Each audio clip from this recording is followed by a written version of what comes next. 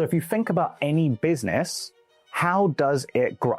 Well, it has to hire additional staff once supply demand exceeds supply, right? Like when they're not able to grow anymore because there's too much demand, they have to expand the business. And that might be hiring more employees or whatever to be able to service the potential customers. Same with your tutoring business, okay?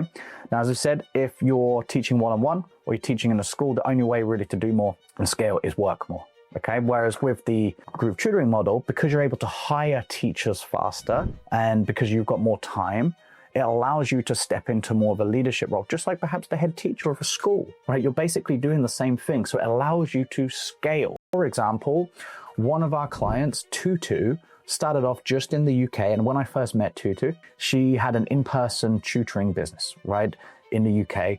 She was a former secondary school maths teacher and she set up this tutoring business. It was all in person. So when the pandemic happened, it shut down. She lost all of her students bar 2, right? So she reinvented herself online and she started to grow a business like that. Now, after 21 months, she'd enrolled 2,000 students and was teaching students, not her personally, because obviously she'd been able to build a team, but her company was teaching students in 10 countries around the world. Pretty incredible, right? So the reach that you've got, the scalability is never ending, right? There's no limit, there's no ceiling.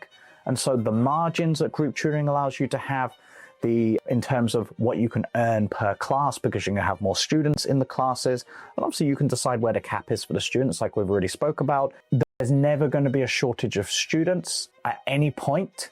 Plus, more parents, students are more open to online education than ever before. They want to get their kids the edge in education, especially with jobs, the future uncertainty with all of like the AI and stuff like this. It's never been more important to be more skilled as a student for the future. And so your scalability is never ending. So there's the 7 reasons why teachers should teach groups online, the amount of impact that you can have, the income that you can earn as a teacher, all without scaling your workload a massive